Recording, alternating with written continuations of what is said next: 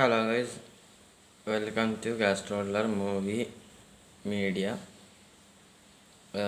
ഇന്ന് പറയാൻ പോകുന്നത് മെൻ നല്ല സിനിമയുടെ റിവ്യൂ ആണ്. പടത്തിൽ അഭിനയിച്ചിരിക്കുന്നത് ആസിഫ് അലി, ഹന്ന എന്ന് പറഞ്ഞ ഒരാൾ, പിന്നെ ജാഫർ ഇടുക്കി ഒക്കെയാണ് സിനിമയിൽ അഭിനയിച്ചിരിക്കുന്നത്. Directed by Jeethu Joseph. പടം എങ്ങനെയുണ്ട് ചോദിച്ചാൽ വേറെ ലെവൽ പടം. ഇങ്ങനത്തെ ഒരു ത്രില്ലേഴ്സ് ഒരുപാട് കണ്ടിട്ടുള്ളതുകൊണ്ടാണ് പറഞ്ഞത്.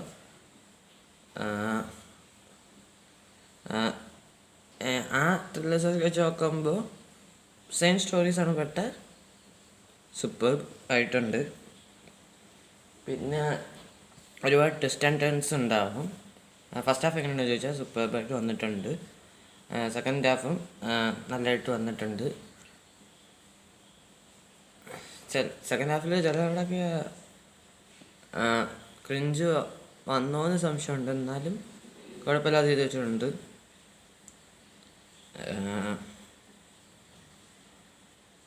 പിന്നെ സെക്കൻഡ് പാർട്ടുണ്ടോയെന്ന് എനിക്ക് തോന്നുന്നുണ്ട്, എനിക്കറിയില്ല. എന്തായാലും ഉണ്ടാവട്ടെ എന്ന് പ്രാർത്ഥിക്കുന്നു. പിന്നെ ഈ പടത്തിൽ അഭിനയിച്ച എല്ലാവരും മര്യാദയ്ക്ക് അഭിനയിച്ചിട്ടുണ്ട്. പിന്നെ ക്ലൈമാക്സ് ഒരു ട്വിസ്റ്റ് ഉണ്ട്. ആ ട്വിസ്റ്റ് എവിടെ നിന്ന് അടിച്ചു മാറ്റിയതാണോ ഇല്ലെങ്കിൽ അതിൽ നിന്ന് ആരെങ്കിലും ഇൻസ്പയർഡ് ആയതാണോ എന്ന് എനിക്കറിഞ്ഞൂടാ. കാരണം 2022 2023 എനിക്കറിയാം വീരപക്ഷ എന്ന് പറയുന്ന സിനിമ ഇറങ്ങിയത്. ഷോ അവിടെ വരുന്നത് വേറെ കാര്യം. അത് 2022 2023 എന്ന് എനിക്കറിഞ്ഞൂടാ കേട്ടോ. എനിക്ക് തോന്നുന്നത് അതിലൊരു ക്ലൈമാക്സ് സീന് ഇതൊന്ന് ഇൻസ്പയർഡ് ആയിരിക്കുന്നതാണ്. മീൻസ് കുറച്ചൊക്കെ ഇൻസ്പയർ ആയിട്ടാണ് സിനിമയിൽ ചെയ്തു വെച്ചിരുന്നത് വീരപക്ഷയിൽ. പക്ഷേ വീരപക്ഷം എനിക്ക് ഇഷ്ടപ്പെട്ടില്ല. പക്ഷേ അതിൽ ആ സീൻ എവിടെ നിന്ന് കോപ്പയടിച്ചെന്നുള്ളത് ഈ സിനിമയുടെ അവസാനമായപ്പോൾ എനിക്ക് മനസ്സിലായത്. പക്ഷെ നല്ലതായിട്ട് ചെയ്തു വെച്ചിട്ടുണ്ട്. ആ കോപ്പി അടിച്ചത് പക്ഷെ വീരപക്ഷത്തിൽ മര്യാദ ചെയ്തില്ല, പക്ഷെ ഇതിലും മര്യാദ ചെയ്തിട്ടുണ്ട്. അത് കോപ്പി ഇതിന്ന് കോപ്പി അടിച്ച് ചെയ്യണതാണ്, അത് വേറെ കാര്യം. ക്ലൈമാക്സ് അതിനെക്കുറിച്ചൊന്നും പറയണമെന്നില്ല. സ്റ്റോറിയും പറയാൻ എനിക്ക് അത് ആഗ്രഹമൊന്നുമില്ല, അതുകൊണ്ടാണ്. പിന്നെ മ്യൂസിക് ചെയ്തവൻ ആരെന്ന് പോലും എനിക്ക് അറിഞ്ഞൂടാ. പക്ഷേ ഐ അപ്രീഷിയേറ്റ് ഹിം എന്ന് മാത്രമേ പറയാനുള്ളൂ. BGM ചെയ്തവനെ എനിക്ക് അറിഞ്ഞൂടാ. Cinematography super. സ്ക്രീൻ പ്ലേ നല്ലതായിട്ട് ചെയ്ത് വെച്ചിട്ടുണ്ട്.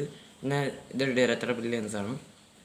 പിന്നെ ജിത്തു ജോസഫിൻ്റെ നേരത്തെ പടങ്ങൾ വെച്ച് നോക്കുമ്പോൾ ദൃശ്യം 2, ട്വൽത്ത് മാൻ, പിന്നെ ഏതാണ് തമ്പി ആവറേജ് ആയിരുന്നു അതുകൊണ്ട്. പിന്നെ life of Josutty, my boss, Neru ഒക്കെയാണ് അങ്ങനെ അടുത്ത പടങ്ങൾ. എന്നുള്ളത് നമുക്കെല്ലാവർക്കും അറിയാം. അതിൽ തമ്പി എന്തോ ചെറിയൊരു സെക്കൻഡ് ഹാഫ് എന്തോ ചെറിയൊരു പ്രശ്നം പറ്റിയിട്ടുണ്ടായിരുന്നു. എന്തായാലും അതുകൊണ്ട് എനിക്ക് അബാവറേജ് ആയിട്ടാണ് ഫീൽ ചെയ്തത്.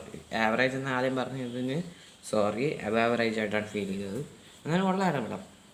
ക്ലൈമാക്സിൽ മനസ്സിലായപ്പോൾ പടം മനസ്സിലായി എന്താ കഥ എന്നുള്ളത്. ക്ലൈമാക്സിലാണ് മനസ്സിലായത്, വേറെ കാര്യം.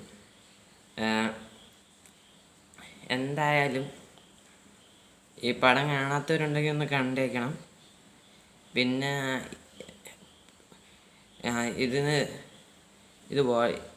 ഇത് കാണണമെന്ന് പറഞ്ഞുകൊണ്ട് വോട്ട് ചെയ്ത എല്ലാവർക്കും താങ്ക് യു.